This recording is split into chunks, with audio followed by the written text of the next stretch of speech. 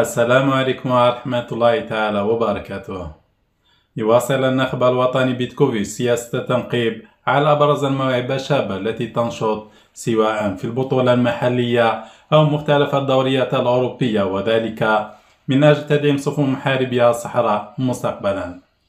وقد انتشرت يوم أمس العديد من التقارير الإخبارية التي تؤكد بأن النخب الوطني بيتكوفيتش مهتم بخدمات قلب دفاع نادي غانغون الفرنسي اللاعب ناير صهيب صاحب 22 سنة، والذي يمتلك أصول جزائرية من جهة الأب والأم.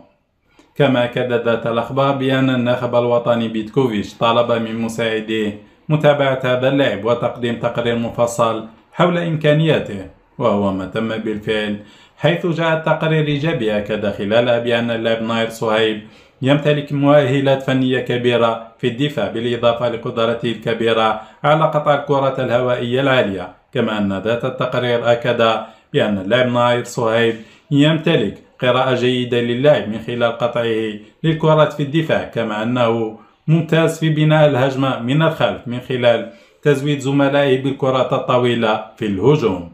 كما يجدر بالذكر بأن تألق اللاعب ناير صهيب خلال الموسم الحالي في صفوف نادي غانغون جعل منه يدخل دائرة اهتمامات العديد من النوادي التي تنشط بدور الدرجة الأولى الفرنسية، والتي ترغب في الاستفادة من خدماته خلال الميركاتو الصيفي القادم.